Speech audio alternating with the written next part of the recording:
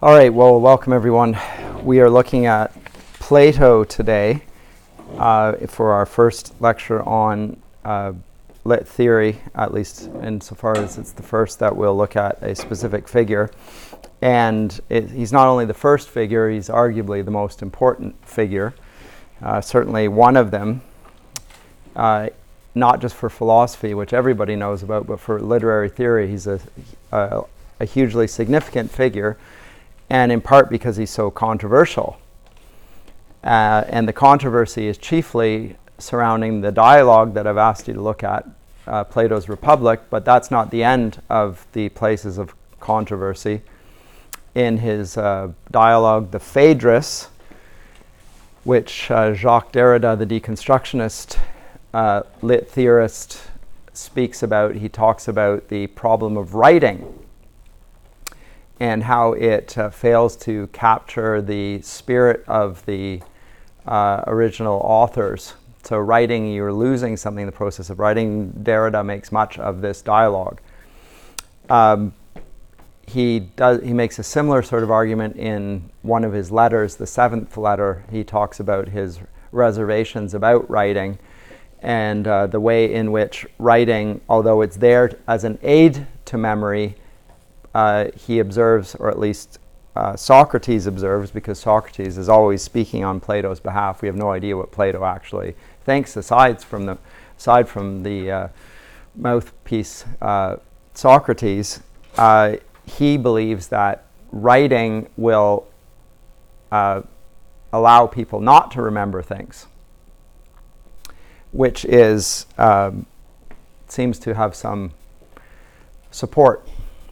Now that people can write things down, they don't have to go through the painful process of committing it to memory, and you can go to your notes. When people talk about knowing things, they look it up on the internet these days. People don't actually know very much, even less than when I went through university, partly because of the immediate access to the internet and its information. The challenge in our day on that front is simply, how can I know whether what's on the internet is actually real information and not fake news? If I don't have a repository of knowledge myself, how would I know? How would I make the discernment as well without a foundation there? And that's a contemporary problem. But the problem that Plato points out is that of the effect of writing in actually increasing forgetfulness, and with it a less knowledgeable populace.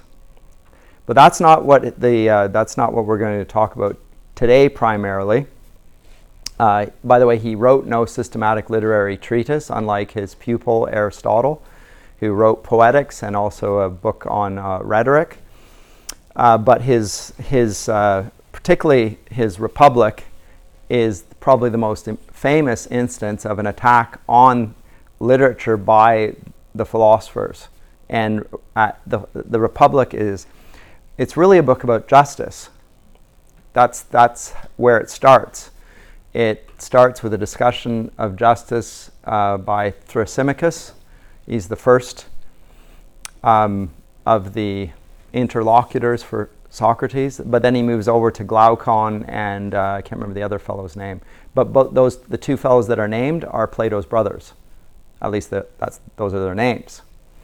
So they seem to be defending the position of the Sophists, because Thrasymachus is a Sophist, and he argues that what justice is the strong getting their way. Whoever is strongest determines what just is. So in other words, there is no real justice. They're simply the powerful and the rich getting what they want, which is, as I say, is a sophistic, the argument of the Sophists, and is reminiscent of our contemporary social justice warriors, the feminists, the social justice warriors, where they say that justice is actually just a word that the powerful use to support their particular interests. So when Plato in the Republic is defending justice and the objectivity of justice and the universality of justice, and speaking against the idea of Thrasymachus and his supporters, including his brothers, he is arguing against a problem that existed in his day and seems to be as important and relevant in our day. And so this particular course is on literary theory, so I'm not going to get into the issue of justice per se, or at least not too extensively, because that would take me down that road of looking at it as a philosophical work and not as a work of lit theory, and I only have 70 minutes or something like that, so I just can't do it. But that is the substance of the Republic, which is called the Polis, by the way. The Republic is the Latin translation of the Greek. The res publica, the polis, the good of the state, the good of the public. That is really what it's all about. And if you've read, who's read the Republic here? Have you done it in your philosophy classes at all? Some at least, and a bit, maybe not. Okay, it's worth doing in the entirety of it, and you could do a whole course on it. It's that rich. But it is about justice, and it's about justice in the context of the city-state. But really, it's about what does it mean to be just for an individual. And he says that it's really hard, Socrates, that is, says it's really hard to discuss this on an individual level. It's easier if we look at it from the big picture. Let's talk about justice within the context of a whole city, and then we can draw conclusions from that. So that's really what this is all about. And behind that discussion, and you would wonder how it gets brought in there, why are the poets being dragged into this discussion of justice, is because we need to contextualize a little bit and realize that in Plato's day, the chief teachers of his day are the poets. So paideia, which is the Greek word for education, everything that's intended to bring the young up to full maturity, and that includes what we would call head knowledge, as well as practical knowledge, how to do things, moral virtue, all of those things. Those are part of paideia. It's Greek word paideia. I put a fair few Greek words here, by the way. So the episteme and doxa and noesis and dianoia and pistis and ikasia, these are all Greek words. Ta noeton, ta horaton. Those are Greek transliterations into English there, just because it makes me happy. And partly because these are translations, and the translations don't always capture the essence of the original. So this word paideia is the broad Greek term for education. It's used by the Apostle Paul in Ephesians 6, verse 4. Fathers, bring up your children in the nurture and admonition of the Lord. That word nurture there is paideia. And the other word is nouthesia. But paideia is the broad Greek word for a holistic sense of education. That's interesting. That the Apostle Paul chooses that very meaningful Greek word to talk about Christian education, because that's what he's talking about there. And if you want to expand on that, what that means, because remember, we're dealing with a Greek converts to really a Jewish understanding of education. Then you go to Deuteronomy chapter 6, verses 4 to 9, and it talks about bringing up people in the knowledge of God and talking about it in the context of reminding them, and they will put it on the frontlets of their eyes, on their doorposts, on the gates of the city. That's what education is. In other words, it has an individual intellectual level. It's on their hands, so it informs their deeds. It's on the doorposts of their house, so it governs the domestic sphere, and it's also on the gates of the city, so it's the political sphere. So that is included in education. It's not just personal piety, as we evangelicals have misunderstood it sometimes. I think it includes all of those things. So paideia and Christian education includes all of those things. So everything that the university has historically spoken to is legitimate Christian understanding, not just theology. Our theology will inform all of those other things, for sure. But it's not just our doctrine of God. It's our doctrine of man. It's our doctrine, what is Christian view of politics, and our Christian view of the arts. Those are aspects of paideia, for sure. So it's a debate about paideia, and the debaters aren't the poets. There's no poet up for debate here. He's just taking pot shots at the poets. They just get brought in. But the reason they get brought in is because they are the respected authority figures in his day. So people, when they want to talk about virtue in the civic square, they will quote Homer, which they all have committed. They know to memory, they can cite it. Socrates himself can cite verses from Homer. And he is called the teacher of all Hellas. So it's not just the Athenians, the Spartans, and the Corinthians, and the Ephesians. All of these great Greek city-states, they will all have in common an adherence and a love of Homer. He'll be performed in festivals. 3 days, an epic will be performed, and everyone will be gathered around, and they'll be listening and hearing attentively, because they're not just being entertained, they're being instructed. They take it very seriously. And those that recite Homer's verse are held in high esteem. And such high esteem that Plato is troubled by it because, and this is brought up in the Republic, what they say about the gods simply cannot be true. That's his contention. Because the gods are portrayed as doing things that are unjust and immoral. They lie, they steal. They're not faithful to their spouses. And this is actually scandalous for the Greeks. They dissemble, they lie. They not only lie to human beings, they lie to one another. And he says that the poets don't know what they're talking about. The poets are lying. He accuses the poets of lying. It's not the gods. Now remember, Socrates is accused of blasphemy and for undermining the youth. And he gets put to death. He has to drink the hemlock for that. His great contention is the opposite. He is actually upholding the education of the youth by disputing, but it's a dispute between the philosophers and the poets. So that's what this is really about, and that's why when you read to the end of the Republic, you find that he begins with justice, this discussion of justice, but he ends with, what are we going to do with the poets? And the answer is, they got to go. They are out, which is a famous episode and is very distressing to most who are study literature, because most people who study literature prefer Plato to Aristotle, for instance. Plato's the artist's favorite, and Aristotle, more the philosophers, they like him. And I like Plato myself. C.S. Lewis likes Plato. So what do we do then with the fact that he's chucking the rest of us out of the Republic? So that's where we're going to have to engage with that. And I have written down here, 309, this is from Grube's version of the Republic. That's why I brought it, which not the one we're using. This little diagram here called the divided line, which you sort of need in order to understand what's going on in the allegory of the cave.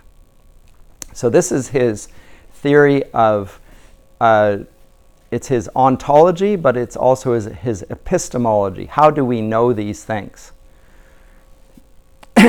And so he talks about there are two types of knowing. There's real knowledge, which is gained through the intellect, which is gained not through your eyes, but the eyes of the mind.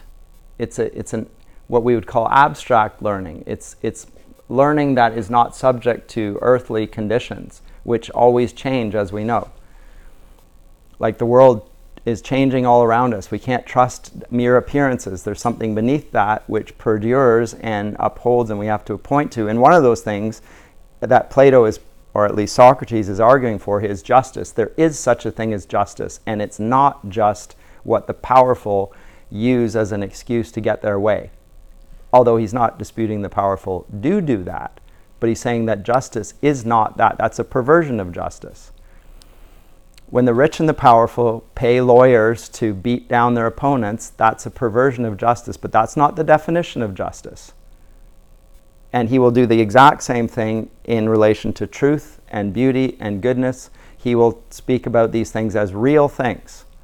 And this is an important moment in philosophy, because when he contends for that, he's contending for something which is going to either sustain the intellectual life and allow for it, or it will if it's not possible, will mean that all we do when we talk is just that, talk. There's no substance. Your opinion's not better than mine. There's no way of adjudicating it. There's no right, there's no wrong. There are just shades of opinion. But Plato contends that there is knowledge and it's real and it can be demonstrated, and it can be demonstrated beyond dispute. And he says that the proof of this is in particular in the areas of mathematics. So he leans on Pythagoras here a great deal. But the later liberal arts will be dependent upon his claims here. The liberal arts, or the university that he founds, I guess it's not the university, it's the academy, is dependent on real knowledge being possible. And it's possible because mathematics holds true. He can demonstrate it in terms of, well, if you've done mathematics, 2 plus 2 does equal 4. And if it doesn't equal 4, which some have contended it doesn't, then the theorems that will then be the foundation for geometry and building great structures, and the geometry that will allow for those things, these buildings will not stand up. It won't be possible. And we won't be able to hear harmony in music, because music is, again, mathematically precise. The notes of the scale are, it's not just that we hear it and find it beautiful, we can demonstrate mathematically that precise note, we can hear that note. So it's an empirically, in the sense that it's your senses will verify what your intellect will uphold, but it's not the other way around. That's all he's saying. The primacy is in the intellect, and our senses verify what is the intellect observes. But it doesn't come from these only, or rather the proof of it doesn't, because the proof can always be disputed. Some of us are tone deaf. So that's what he is contending, and then he is contending that it is the philosophers that who behold the forms, the form of the good, the form of the just, the form of the beautiful, the form of the true. They are the ones who ought to be educating the young, not the poets, because the poets lie. And it's not just that they lie, they don't know the truth even. They have opinions about it. Not only do they have opinions about it, their beliefs, they're creating stories that are only based on their opinions, so they're not even, it's not just that they're not true, they're at 3 removes from the truth. It's an opinion about an opinion. They're making up a story about something they don't know in its roots. But he's really attacking Homer. And the rhapsodes and the whole form of education. So this is also a treatise of education. I'd be very interested if people go on to the B.Ed and they talk about Plato and the Republic in the education program, because I don't know how you could not. And maybe they do. If they don't, then it's just scandalous. But not everyone will agree with me, and that's because they're wrong. Because it is scandalous. But my opinion is unpopular, which doesn't make it less true. So we're going to look at, let me say a little bit about the Republic then. But this is what it comes down to. So this realm, so I've got A, B, C, D here in the divided line, and the divide really lies between A and B and C and D. So these are, when you come to the allegory of the cave, the shadows and images are cast by the physical objects. If you recall, there are like people walking across a road or something like that, which is at the mouth of the cave. And the cave, the light from the sun is casting shadows on, or the light upon the people is casting a shadow on the wall of the cave, and there are prisoners chained looking at the wall of the cave. So the light from the and they think, because they've only ever looked at the wall of the cave, that what they see as what we regard as shadows, they regard as that's reality, because they've never seen anything else. They look at the shadows. The prisoners, by the way, are the equivalent of the poets. They only look at, or the people maybe, they've only ever looked at the shadows created by the poets. But the poets never got out into the light to see the real thing. Now, what philosophy does, he says, is it releases people from the bondage of looking at the images and takes them out into the light and looks at the real things. So again, this imagery of light and shadows becomes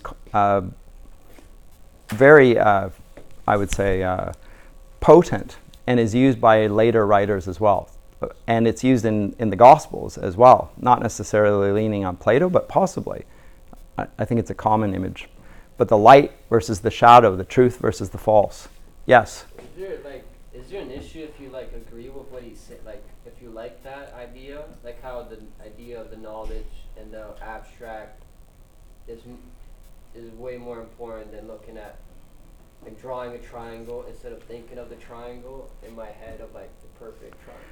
Well, there is no such thing as a number, actually. A number is an abstraction, right? But without numbers, you can't have mathematics. So it's an abstraction that's necessary, as opposed to an abstraction which is a fiction, which is unnecessarily and totally made up. So there are certain abstractions which nonetheless have a reality to them that he is going to contrast with the made-up stories of Homer about the gods, about the nature of the gods. He's not saying they're not helpful or entertaining. He is saying that they depart from the truth when they get to the important things, like the nature of the gods, the nature of the underworld. So he's questioning the religious status of the teachers of the ancient world. So it's really the philosophical establishment going after the theological and literary establishment, which is interesting. And I'm on the side of the philosophers here, myself.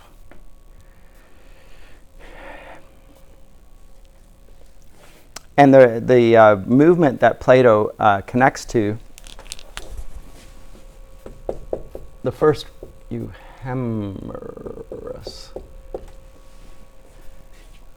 He was the first critic of Plato, of the Sophists, of Homer. Got it right the third time. And the portrait of the gods said this cannot possibly be right. So the philosophers critiqued the portrait of the gods that the poets were presenting. Said it can't be. If that's true, then even the gods are just power players. The Sophists are correct. And I will say with this, if you're not with Plato, you are with the Sophists. And the Sophists are only acting out of self-interest. They don't believe there's a truth. They don't believe there's a justice. They don't believe there's a goodness. It's not possible to know it. Now, that position is also represented in one of Plato's dialogues, which I'm not going to have you read, but I think is very interesting. And I read it when I was doing Coleridge's Theory of Language in the Biographia Literaria as my MA thesis. It's called The Cratylus. And I'll just mention it here, but I won't get into it. And what he wants to get discussed there, which I again think is very interesting, is whether it is possible to know things through words. So where's the sort of a section here, and I'll read the. So the dispute is over the correctness of names. Do names actually connect with the nature of things? Or do they just are they just words? Are they noises? So when I call a thing or I give it a name, am I actually naming its form? Or am I simply making a noise that could be any other noise and it's not really adhering to the reality? That's the dispute of the Cratylus. That's the theory that reemerges in the 12th century in the university. Actually, it's the foundation of the university. It's a dispute between the nominalists on the one hand and the realists on the other.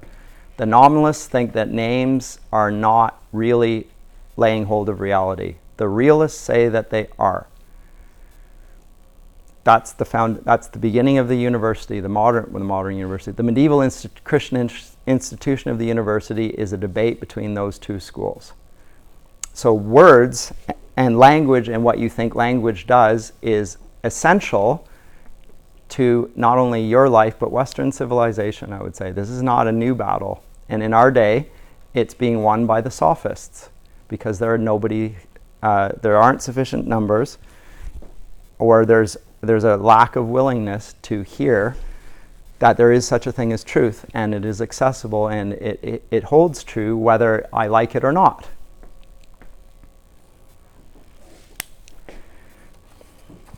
But that's what universities historically did, is defend precisely that against the pretensions of the Sophists.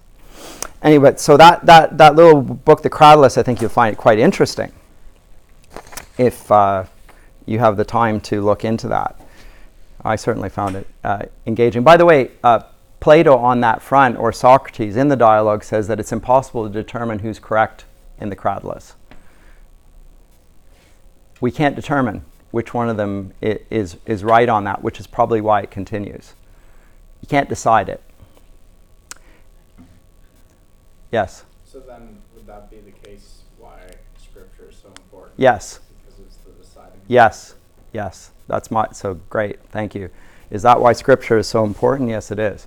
Because you have the authority of the Word accepted as such. And with that, having accepted that as the truth, by thy light we see light. Can we, with the light of the Word of God, look at the world and determine what is true and false, and what will the effect of that be? Will it have a good effect? And I would say, yes, it would. And the evidence of that is 2,000 years of history, not unblemished. And again, just because you uphold justice doesn't mean that you don't do unjust things. So Christians have been responsible for injustice. That doesn't mean that their notion of justice, the biblical notion of justice, is not just. It just means that they're bad men. And those bad men are railed against by the prophetic tradition throughout Scripture. Right? The prophets are constantly going after Israel for not upholding the law and not living by the thing that gives them life. It's consistent. Same thing in the New Testament, exact same thing. So there's the standard, and then there's the deviation from the standard. And unfortunately, it's often the teachers of the law, the priests, the ministers, that are the worst. It's not a new scandal. Anyway, so back to the Republic. There's the level of knowledge, and then there's the level of opinion. Within the gradations of opinion, there are those that are beliefs that are based on physical objects. So I can name this object. The question is the object that I name, so let's say a marker, is there such thing as the form of a marker, if you will? Or if I speak of this as justice, an instance of justice, is there a concept of justice that I appeal to that we all understand? Because even children appeal to justice. That's not fair. You got more of this than that. Well, what standard of justice? They don't have to be taught that, by the way. They understand intuitively and that they did not get something that the other person did. That's unjust. Get them to cut a piece of cake for you. If you want to reduce the quarreling, say the one will cut it and the other will get to choose the piece. And they'll take 5 minutes to cut the piece of cake because they'll want to cut it right down the middle so they don't get the smaller piece, right? That's how you avoid the quarreling. Because one gets to cut it and the other gets to choose. All right. But they all understand that there is something that they are under, and it applies equally to both of them. Well, that's justice. Plato says that actually we do intuit that. We don't experience it because he's right. The Sophists are right. We often experience injustice, and we never experience full justice without a measure of injustice. So it's not a physical object. It's not an experiential thing per se. But it must exist because we appeal to it, and it's necessary for us to argue about it. We argue about it because we think it's real, just like truth and beauty and goodness, okay? So when I say a physical object, I mean something experienced, not just a thing. But he'll talk about the form of a chair or of a table, and there's an ideal form of a table. And the artist has this in mind when he creates a table. He thinks, what would that table look like, and then he makes it. And what he makes is never quite as good as he imagined it to be. So then he goes back to the drawing board and does it again. But the poets have in mind these physical objects, and then they write about those physical objects, but they've never really thought about the form of justice, otherwise they would never portray the gods the way they do. That's his argument. Right? A good and just and true God must exist in their mind's eye in order for them to write about it properly, and that's what the philosophers do. Or so he claims. Yes? So that's like taking parts of the Iliad and like completely neglecting other parts of it. Like there's times where Zeus is crying after Hector that he's gonna die, and they get inside their Olympios and they negotiate. They actually have the democratic vote on who should die, who should not die. And they're crying and they're arguing and they're wailing and they're tricking one another.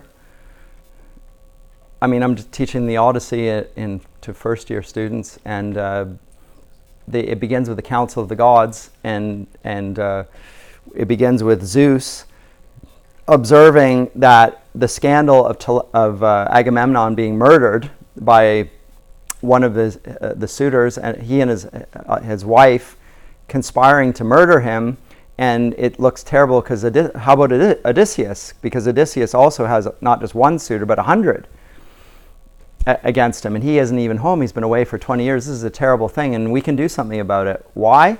Because Neptune is away. Right? So while he's away, we can get something done here. Or Poseidon the earth shaker, he's away, he's in Ethiopia paying attention to some people who are burning oxen, and he's appreciating the worship given to him. So while he's away, let's get that Odysseus home, because it's fated for him to get home, but we've been blocked by Poseidon. He's thwarted us. So now that he's gone, let's move this along. You think, well, what is this? You know? So the gods are able to thwart fate, even, like impede it. So yeah, it's an odd portrait, and again, a more critical portrait would just dispute that these are gods at all. And the early church thought they were demons. These are not gods; these are demons being described. I don't know about that. It's a reasonable hypothesis. It's certainly clear that the Greek philosophers don't think that they're gods. What they are then, that's another issue, but even the Greek philosophers are not convinced that they're gods. But again, they were accused of blasphemy. That's why Socrates had to drink the hemlock. He's undermining belief in the gods. And the whole Greek city-state is devoted to this. There are Olympian games, there are festivals for Dionysus, the tragedies. These are like the whole Greek civic life is connected around the worship of these many gods. And you're undermining their confidence in this. You gotta die. Or be banished. That's your choice. You can either drink the hemlock and die, or you can leave the Republic and say, I'd rather die. That itself is interesting. Very interesting.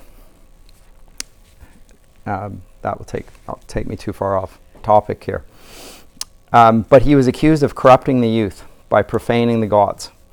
So, so Plato is just a monumental figure, and I believe we possess all of his dialogues, which is unique. There is no comparison. Even we don't have all of Aristotle's works. We don't have all of anyone's works. This is the only ancient writer that I know of whose work we have everything. At least that's my knowledge. Maybe there's been recent scholarship, but that's my understanding. Now, so this is the ideal state, the polis as Plato would have it to be, or Socrates, or I guess we can say it's Plato. Socrates is the dramatic figure in his dialogue. And in the ideal state, during his day, Athens is a democracy. Plato hates that. It's the rule of the mob. He can't stand it because the mob does what is in its own interests. It votes it's a vote by lot or vote by whatever, by majority, but it's not based on the truth, because the truth, a minority might hold to the truth. And he thinks if it's going to be a proper polis and a good one, then it has to be just, and justice is sometimes against the interests of almost everyone, particularly the powerful. And he makes the amazing statement that the tyrant is of all men the most to be pitied, because nobody can correct him. He's the most powerful, therefore nobody can actually spank his bottom and send him into his room. Right? So, and he wants to be corrected. He goes around asking to be corrected. All I know is that I know nothing, he says. He goes to the teachers and asks that, I hear that you are reputed for your knowledge of justice. Now, that's right, Socrates, and I sell it at a good price. I have a great reputation for that. Oh, really? Can I ask you a few questions? And then he does. And it doesn't take very long for Socrates to humiliate the proud sophist. It's usually a sophist. And then for him to then spout his own theory on that. Sometimes he's accused of having a pug nose, being really ugly. He wants to punch him in the face. And it's quite funny, dramatic. I want to punch you in that ugly little nose of yours, Socrates. It's good stuff. And he's probably experienced this himself, Plato, in addition to seeing Socrates get it personally. But he was very much drawn to Socrates as an individual, and was a young man and one of his pupils when he was executed by poison. But this was under a democracy. They had a council which was voted on, and they could be voted off. Those that were on the council had to be men, by the way. No women participated in this democracy. It was also totally dependent on slaves.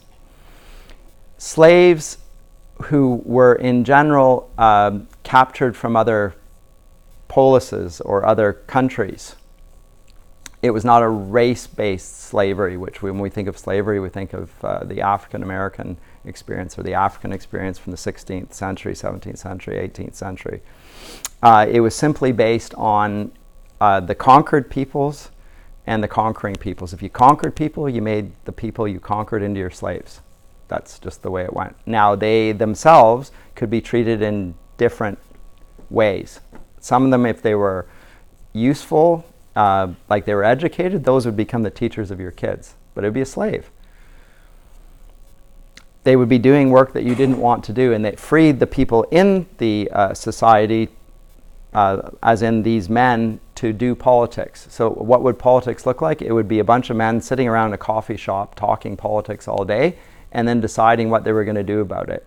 And that would mean going to war or something like that. But it's just like, it's like if you go to the Danforth, Tim Hortons.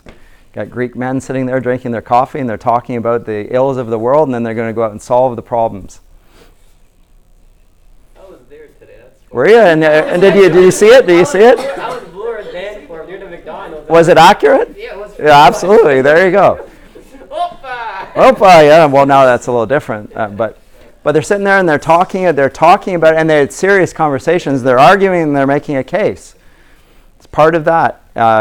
It's part of that context. Now, what he is saying is that just because they have the social standing and they have slaves doesn't mean that they're actually fit to make these judgments. Just because they have power doesn't give them authority.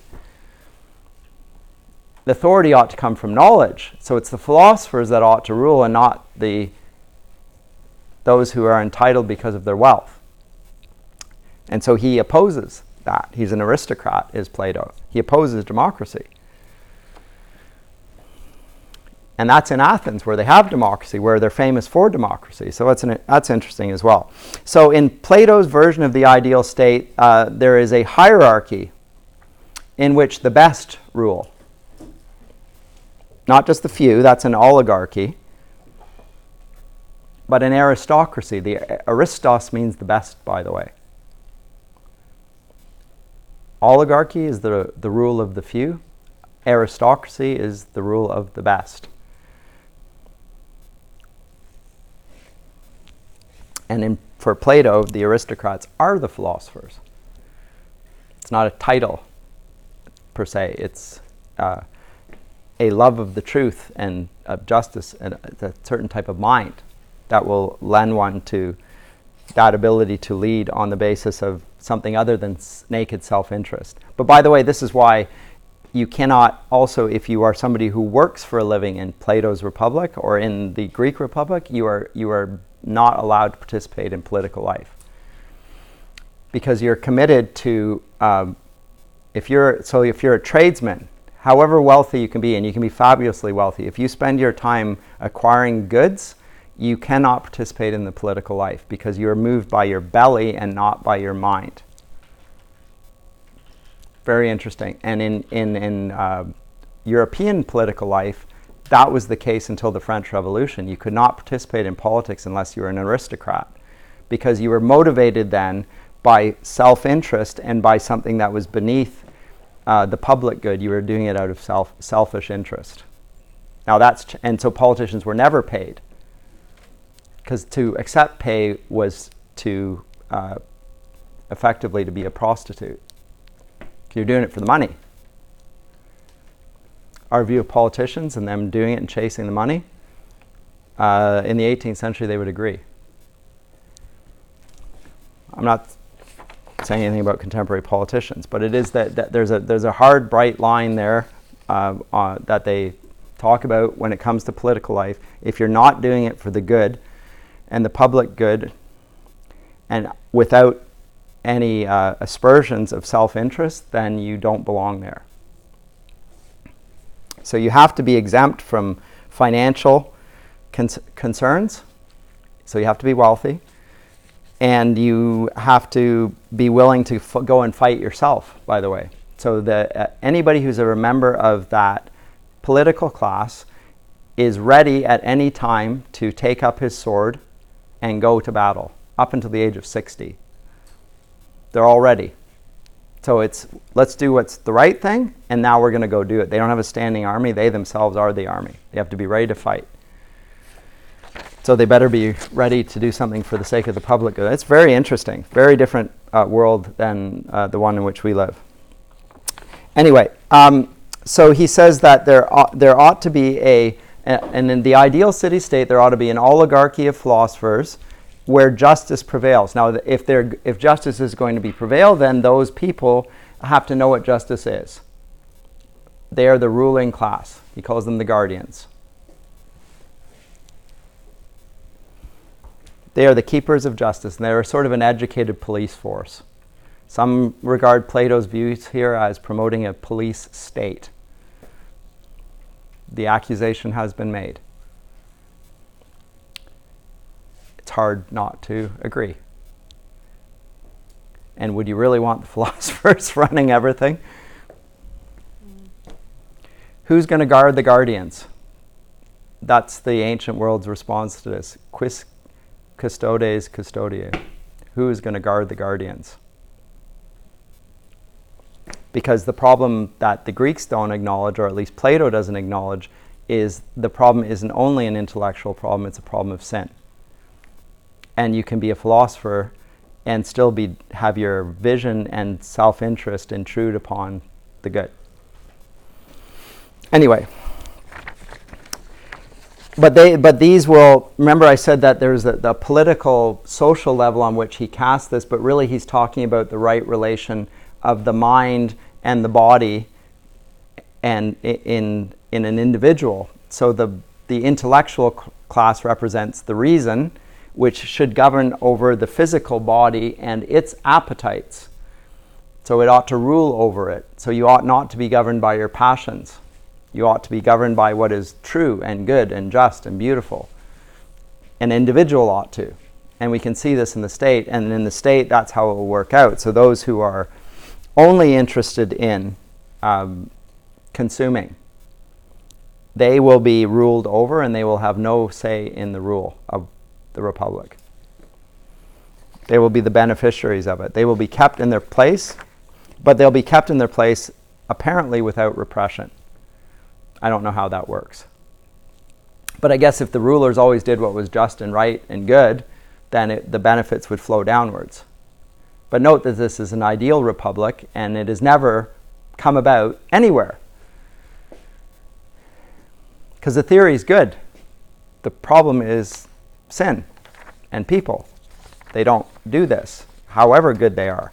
They are never that good. And the people are not thankful for the good things that they have. They are often, they believe it's their right to have these things. They're not thankful for them. But those who do not have knowledge, like craftsmen, they remain there where they are. So interestingly, we have a very high view of Greek art. So the great Greek statues, which are unparalleled. The Romans admired the Greeks for their terrific sculpture. In Plato's estimation and in Greek civic life, these were just hand workers. That was their social status. Unless they wanted to do something other than to carve marble, they were going to stick with carving marble, and they had a low social standing. It's really interesting because we think of Greek, boy, wouldn't it be great if we had the capacity to hew marble the way they did. I mean, Michelangelo, the great things that he carved out of marble, not as great as the Greeks. But close there. We celebrate that, but the Greeks did not. That's the interesting thing. So question for you, why would in the Renaissance we regard Michelangelo as such a brilliant individual who's spoken of in hushed tones and in museums all over the place, and the Greeks who had superior statues, why would they have such a low estimation? What would account for the high estimation of Michelangelo? Is it because we're post-romantic? No, Michelangelo's like in the Renaissance. No, but I mean like us particularly. Oh, no, well, it predates that. He was regarded as, well, although he was not, interesting. So in his day, I mean, he had to sing for a supper. He had to do what he was commissioned to do. He had to go to wealthy patrons to look after him, and he had to do things that they asked him to do. But they asked him to do things, interestingly, that tended to be of religious themes, of common interest. So if you follow the De Medici, that TV series now, they're talking about the De Medicis who are corrupt bankers who are nonetheless using the money from that heavily politicized, corrupt society to create beautiful art that will last the centuries. And it does. If you go to Florence to this day, the whole city is a work of art, largely because of the De Medicis. Why would they do such a thing? It's really interesting. It seems to be a commitment to the beauty and the way beauty honors the city and exalts those who live in it. It brings them in some ways closer to God. That seems to be it. And they were particularly zealous that Florence be renowned for that.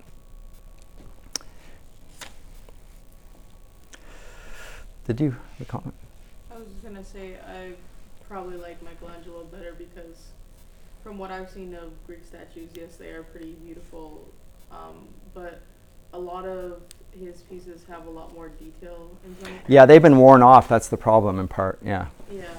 So I wonder if that's the reason. There's also, if you're a Renaissance man, I know that a lot of artists would also have medical degrees and everything because you usually weren't allowed to practice art unless you had an understanding of the human body first.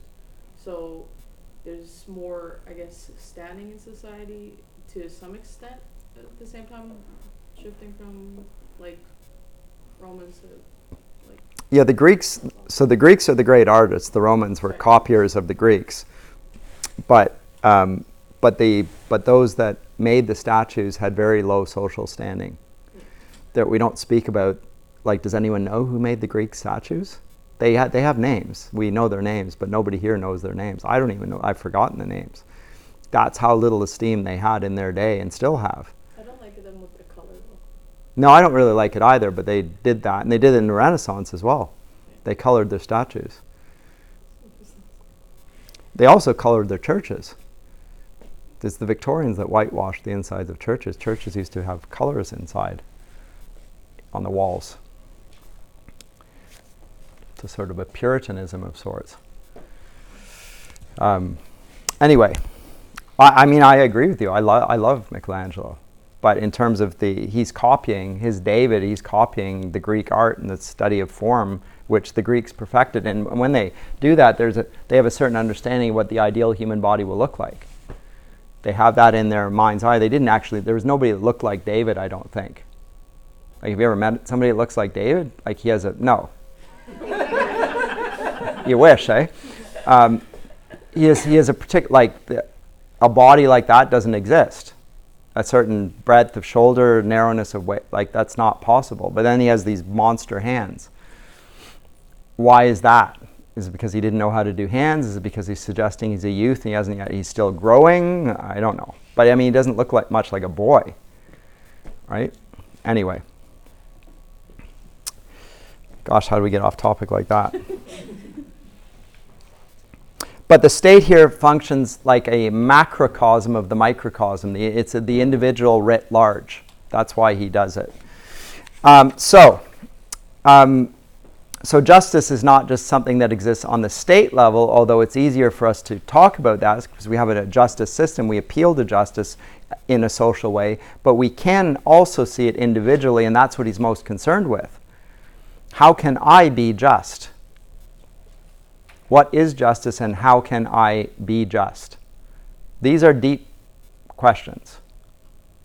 As I say, they bleed over into contemporary literary theory because contemporary literary theory has been overcome since the 1960s, but even before that, by matters of politics and identity politics and social justice and so forth, in which, again, once I repeat myself, it is said that justice is the rich and the powerful getting their way, and their way includes their view of literature. Why should we read dead white males? Dead white European males. Why should we do that? Why is that interest group, that identity group, being represented in syllabi? Why do we not have a more diverse representation of those whose literature we study? Those will be questions that are not marginal. Those will be central discussions post-1960s. So most universities will not read Homer or Virgil or Dante or Milton. And very few will be reading Shakespeare, and the University of California has banished them from their syllabi, University of California. I don't think it's happened here in Ontario yet, but I'm a little bit surprised it hasn't. So it's going that way. And the justification for it is it's unjust to have such a representation of a certain identity group and also a certain era. Why are we having the older stuff? Like, why are we reading about that society in a Christian society rather than our own day and age? So these are live questions, and they are connected with the Republic and the subject matter thereof. At least so it seems to me. So there's a hierarchy within the state. There's also a hierarchy within the mind, and that justifies the rule of the philosopher kings. By the way, Pierre Elliott Trudeau referred to himself as a philosopher king. Justin Trudeau's dad. So, 1968 Justice Minister, Marxist. How is he going to act? What are the consequences of his action going to be? That's a rhetorical question. But you can imagine. You know that answer. Good. Good. Well, it was a rhetorical question assumes that the audience knows the answer. Otherwise, you actually have to ask the real question and pull it out. But if you call yourself a philosopher king, you have a certain view of yourself. You view yourself as a great intellect. You also regard democracy as something that is questionable. Good. I'm going to bring about the good because I know what the good is and I know what justice is. And I'm going to change the laws to bring about justice. I went there. I thought I was going to go there, and maybe you didn't think I was going to go there. I didn't know I was going to go there. It just came to me. There you go. So these two principles of reality, one which you cannot see, but which underlies it, undergirds it, and is necessity for this to be possible. Without this is mere appearances. It's like the Matrix. You can't be sure that anything is real at all. Unless mathematical reasoning holds and your intellect observes it and knows that it's there, then these things about which we spout and promulgate beliefs are impossible. They're just simply noise. And the words don't refer to things. They're just a game in which I try to win my argument, not to get to do the right thing or the just thing, but to win the prize and get the money. And the Sophists, one of the reasons the Sophists use that people should go to them is because they charge the most. And they charge the most because they're the best. Otherwise, they couldn't charge the most, could they? Wouldn't you expect the people who are best to charge the most? You would. Why? You would think so, right? Because how could they ever get people to pay them if they weren't the best? Like, it's an extraordinary sum of money. How would you ever get them to pay them? Well, because people are deceived by the fact-value distinction or the price value. They think the price reflects the value. Well, now we're getting into business and economics. But it's a sophistic argument and sophistry. Socrates doesn't charge anything. He just goes around talking to the sophists all day and humiliating them, and they want to punch his face out. They do. They want to beat his head. It's like, oh, God, this guy every time he shows up. And then they abuse him. These are all forms of logical fallacies. The ad baculum, the back of my hand. You know, I tried to attack you personally in your character. That didn't work. You don't stop at Socrates. I'm going to finish this argument for real. Like outside. That's the threat. That's a form of sophistry. You might get, you end up drinking poison, so a little bit of backing behind that, but it's a pretty persuasive means. Let me persuade you a little bit. You know, let me just step outside a bit, and I want to talk to you, persuade you of the errors of your ways. So he claims that the world of the forms is not less but more real than the world of the particulars, the physical objects. But the poets simply write on the basis of these things which they see, and they are not even accurate there. So they're at a third remove from the reality, and therefore the poets ought to be gone. Is that not clear? It's relatively clear. The allegory of the cave is famous. It is used in literature over and over and over again. I don't know how many times, but I did it in first year when I looked at Tennyson's Lady of Shalott. She had the mirror. And what he's really after, I forgot to mention this, and I can't believe I forgot to mention it. So he is after the theory of artistic representation. Yeah, this is the key point. How could I not get to this? Well, the class isn't over, thankfully. Mimesis. He's after mimesis. So I've talked about all these other Greek words, and I haven't got to the key one. So I'm going to wipe this out now so that I can get to that one.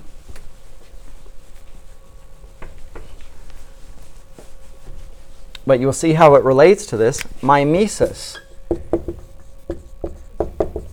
which is, again, translation difficulty, is representation. Representation.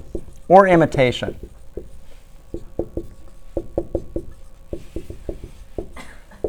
It's the representation of reality. The artists represent the physical thing. They represent a physical object. And thereby they misrepresent the true thing, which is the form, because they never even consider the form. They consider just the thing in front of them, and then they try to represent that. And so the representation is a falsification. That's the problem with artists in general. They practice mimesis, of imitation. That's the problem. I didn't even hear you. Sorry. Sorry for what? That's their problem. They do mimesis. Now, this is important not only for what Plato says here, but the Romantics are going to come back to this and say exactly the same thing. The problem with Western literature is that they're always imitating reality, and they're not holding on to the forms. And the Romantics claim in appealing to feeling, they're appealing to the forms, but through their feelings. Whereas for Plato, it's through their intellect. For Plato, for Wordsworth and the Romantics, it's through their feelings. Their feelings lay hold of the forms.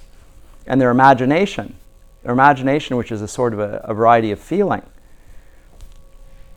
But they're against this idea of representation, because the copying is always imperfect. It can never be accurate.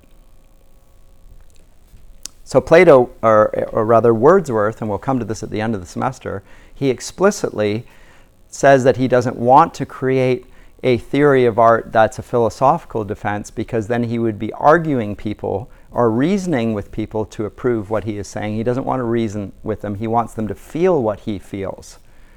He doesn't want to reason them into approval. He wants them to feel what he is feeling, and then they will behold the good. They want them to imagine and not base themselves too strongly on argumentation. And his friend Coleridge then destroys him in argument, which I love. Very funny, and which Wordsworth hated, needless to say. And after he did, he said, "I never cared a jot about theory. Coleridge made me do this. He told me I should write the theory. I said I was no good at it. And he said, well, you're a great poet, so you must know what you're doing. I didn't know what I was doing. I came up with a theory. Then he trashed me for it. He was always better at it. Then he told me to do it. And now he's humiliated me in public." Yeah, it gets quite funny. But I think, and maybe Coleridge was such a nasty so-and-so, but I don't think so. I think he thought that Wordsworth is the better poet than him, and he had a great apprehension of moral goodness in his poetry, and if he had that, he must be able to defend it in a philosophical defense. He must be able to do that, and he just couldn't do it. So I think Coleridge was naive, and Wordsworth was arrogant, because he refused to back down either. Once he was exposed on, he would not back down. Anyway, but I'm getting ahead of ourselves here to move to the Romantics. But this discussion of mimesis and imitation, what does art do? Does it hold a mirror up to nature? Because that's what mimesis is, to hold a mirror up to nature. And when I say up to nature, I'm not talking about a mirror that shows you exactly everything that's in the mirror. I'm talking about a selective portrait of what is true and essential at the form of the good. So when I hold this up, do I see every individual in the room? No, I see persons. Persons made in the image of God. That's right. That's what the artist seeks to capture, the universal in the particular. That's the artist's aim. That's mimesis. It's capturing the universal in the particular. There are particular persons here, but they all represent the person who is God, the divine person. And how do I bring those persons to connect with that person? And it will be by overlooking mere particularity. But that's mimesis. Is it that, or is it the Romantic view, which is that of the imagination, which is original and non-imitative? So it's explicitly against this. It's explicitly against the classical view of mimesis, which holds, by the way, from Plato, although Plato attacks it, all the way to the end of the 18th century. And then come the Romantics, it gets subverted. And we live with the consequences of that. But the interesting thing is we have common ground, at least it seems to me, with Plato in his critique and his love of the truth, the beautiful and the good. But later artists will say, but that's what true artists actually do. So you've given a caricature of artists, but real artists, and Christian artists will particularly say that, but when we do this, we are not speculating on the nature of the gods. Those are no gods, of course. We're presenting beautiful forms in morally persuasive means, like a Shakespearean play, is a wonderfully instructive thing, and it does exactly what Plato wishes it to do, which is to teach people moral virtue. Plato accepts that. That's a good use of art. Comments or questions? I say a total overview here, and it's embarrassing to do such an important work in one class, but yes. What makes like the imaginative, like art that comes from the imagination, different than mimesis, if like all imagination is based in experience? If all imagination is based in experience? Yeah, because people speculate that you can actually have any thoughts that are completely like fabricated, like from nothing. Yeah. So one of Plato's theories is how we come to learn things, even. And there are two different theories on this. One of is that the mind is like a blank slate, a tabula rasa. That's what John Locke calls it. And that's more or less, it sounds like closer to Aristotle's view at any rate. We learn things empirically through the senses, and then we put them together. And then from these things that we observe about that, we get principles out of that. So we start empirically and we build our way up, and then we get principles from the empirical things. Right? So common grounds, well, what do you have all in common? Like, what is true of a human being? What's true of human nature? So we talk about that, and we do it on the basis of an observation of human life, empirical observation. And from that, we get the forms out of that. That's Aristotle's view. Plato's view is different than that. He calls his anamnesis. And that means recollection. He thinks that we already know everything, and then when we're born, we forget it, and it has to be recalled.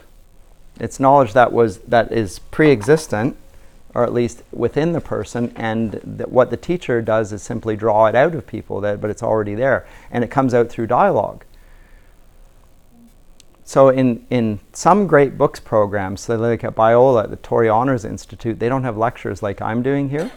They have classes in which they all read great texts, and they sit around and they discuss them. And the discussion, the dialogue in the class, brings people to an understanding of things. They come to it themselves. I think there's something to that. I don't think we're like blank slates. I don't either. No, So I'm not with Aristotle. I guess we're talking because. But I'm not sure I'm with Plato either. We're specifically saying artists, though, and I think what I was trying to say is like they think that images specifically aren't stuff that you can just create, like without having some kind of like. You have to have some concept beforehand, right? Yeah. But how would you know that it was a concept that wasn't, that was a moral concept or a helpful concept or a good one and not a bad one? How would you discriminate between that, like as an artist? Or would you even care? Just, Sure. yeah. Like for me, to that point, I was looking more on the section where he referred to the heads being held straight. Right, and facing the cave and they can't move. And yeah, so you're only seeing what has been presented to you, or in the sense of artistry, what people of the past has just presented as truth. Right, and they're chained to the wall and they just take it as that's the way it is because that's what they've been told. Right. Get a broader view of perspective. So but Plato's portrait of it, everyone thinks, wow, the philosophers are great. They release everybody from their bonds. Right? And they were totally being deceived. So of course this is a great thing. But he observes, and this is also interesting for me as a reflection on human nature, when they are released from their bonds, they're going to hate the person that releases them from their bonds because they liked those, even if they were deceitful, they liked the deception. And so they will hate those that drag them out into the light, because it's the light is like, if you've ever been in the basement in the dark for a long time, you run out in the light, it's blinding and a painful experience and disorienting you fall down from the light. It's the same thing if you run into a dark place as well. Your eyes do like you fall down the stairs. You didn't know that step was there, but it's exactly the same thing. So he criticizes those who are the bearers of truth, or he explains that the bearers of truth will not be loved. And that's interesting to me as well. But Considering Christ says, right, because the world hated me. right, they'll also hate you because they hate the light, and he is the light. So Plato seems to fit well with a sort of a Christian understanding, not only of truth as something that we can be deceived on and we need to strive after, but at the same time, you won't be thanked for it. Yeah, I'm just seeing a lot of parallels between Coleridge's idea of like primary and secondary imagination and like fancy. So I'm kind of wondering if mimesis is kind of closer to that idea of like fancy, and then anamnesis is more like a sub-creation kind of idea, like based in a form rather than just like empirical representation. Ooh. You gotta save that one for the end of the class. Okay. When we come to Coleridge, so all the romantics refer to the imagination, but they don't all mean the same thing by it. And Coleridge has two imaginations, and then a fancy on top of that. And so how does that fit into all of that? Now we will get to that, and we'll have to... because it seems to me when he's talking about the fancy, he's almost talking about the shadows, right? And just deceitful, and there's nothing there. But when he's talking about the imagination, it seems like there are levels, and the primary imagination seems more like the forms, and the secondary ought to imitate it though, but it's still mimesis there. So it's imitating the true thing. Now, another way of looking at it, and this is an analogy I also gave in the first year class, so I'm reading other materials and I thought, this is a useful analogy, is like the shears on a pair of scissors, the two shears. The one is the principles or the forms, and the other is the empirical objects, and the two of them are both necessary to bring the picture together. So it's not enough to have the principles. You have to have some sort of objects that work with that, and they do work with that. Whereas the portrait of that Plato makes of imitation, I think he's caricaturing when it goes into the shadows, as if it only dealt with the shadows and never dealt with that. But I don't think that's true. It is true of the gods, maybe. It may be true, but it's not false about everything, is it? I don't think so. He seems to be... on the other hand, Odysseus is not a morally praiseworthy individual. He lies all the time. So that's problematic as well. He doesn't even get into that. But everyone here, when they do the Odyssey in first year, they're troubled by the fact that Homer's hero is a liar, congenital liar. Like, would you want to be around this guy? He never tells the truth. And he's the representation of Greek wisdom. Oh, great. What do we do with that? Well, all those things get illumined by the gospel, and wisdom gets, I would say, baptized by Christian thinking. And it's not that it's of no use, but we just don't think that Odysseus represents wisdom anymore. Whereas not our wisdom, it might be the wisdom of the world. Anyway, you're going to find that when we do the earlier ones, and if you've read some of the later ones, that sort of thinking comes up, and I encourage it. It's good. And the reason I'm doing it here is because, again, what we discussed here with Plato, you will find is really helpful when we come to contemporary literary theory and deal with deconstruction, and we deal with post-colonial literature, with queer theory, all of those things. They are leaning on discussions that have taken place here. At least that's how it seems to me. And then out of that, I'm not interested in, this is a good quote, I'm not interested in a Christian perspective per se. I'm interested in the true perspective, which I happen to think is the Christian perspective, but we can argue it. It's not like a Christian says it, therefore it's right. I won't tolerate that. That's just identity group politics of a sort. It ought to be something that can be contended over and demonstrated. And ought to be demonstrated that it can be of interest to everyone as well, that there's a justice to it. And justice of which everyone is a beneficiary, even if they're the bad guy and getting punished for it. But now they're being corrected at least. And that, as Socrates says, he wants to be corrected. Otherwise, he can never learn. He can never get better.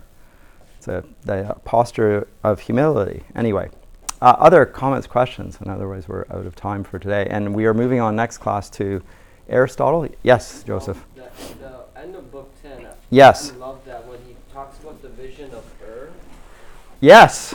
I thought that was amazing. I don't know why.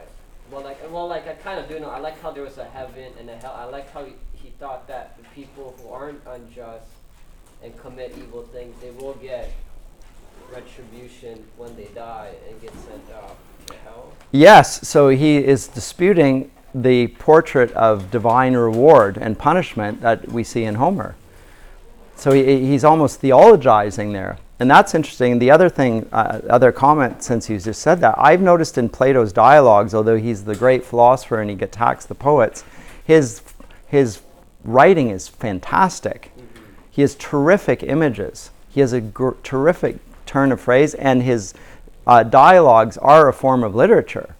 Like, this is persuasive writing. So he may attack the Sophists for using rhetoric, but nobody uses rhetoric better than Plato.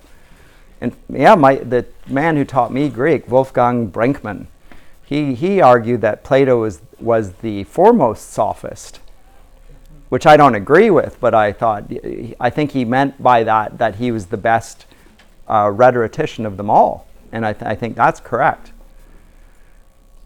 And if you analyze his writing and you break it down as a literary form, it is terrific. And he often concludes with an image. So he presents the image of where the Amazons. He refers to the Amazons. He also refers to Atlantis. Yeah, Atlanta. Right. And again, all of these. So when he's finished with his reasoning, he then gives an image or a story, which you would have thought he's just forbidden back there, wouldn't you? Right? That's what I didn't understand. He's just talking about these. But now he's doing it with so he's not opposed to the stories. He's opposed to the stories without understanding. So he's an artist at heart. So Plato's not a real philosopher. He's a poet. Tell that to the philosophy department, who hates bad poets. Yeah. Anyway, thank you.